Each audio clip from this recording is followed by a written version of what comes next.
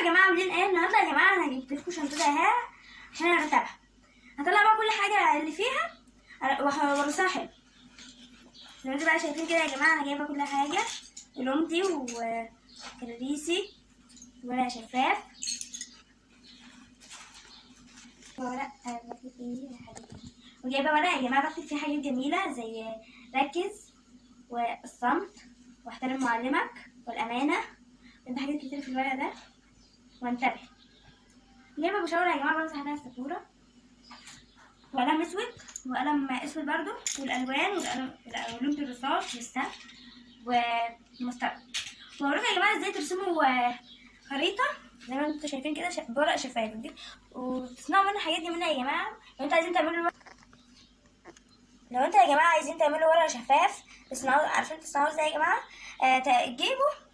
تجيبوا ايه؟ ورقه رسم، يعني فرغين، وترسموا مثلا. انا عامله ورقتين رسم يا جماعه، بس اهم حاجه يكون ورقه رسم عشان ايه يعني.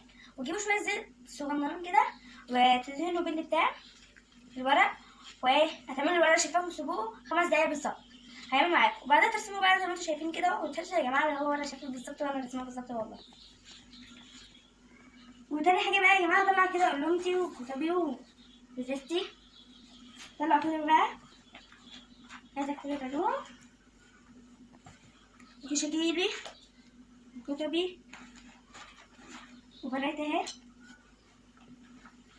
كتاب الدين وكتاب العربي والشكيل الانجليزي والعربي والرياضي.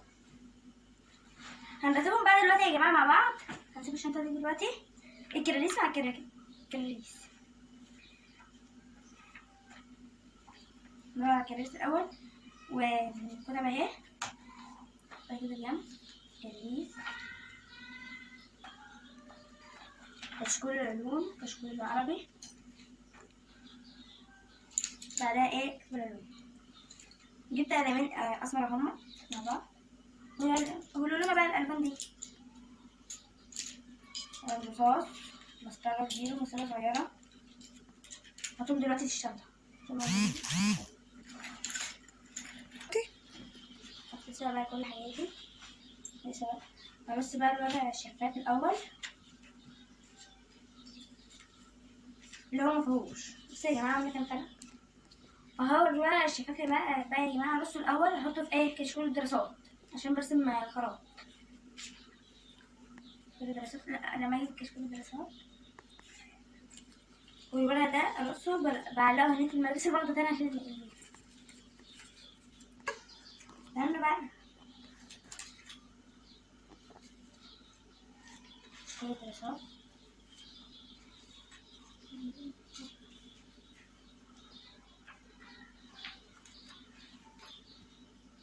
نحط البداية ده الحبوب يا جماعة عشان انا كنت تعبانة.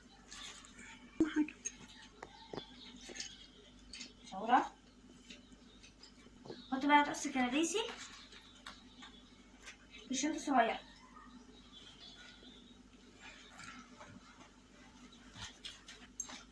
وأرص كتبي في الشنطة الكبيرة في الحاجة يعني كده.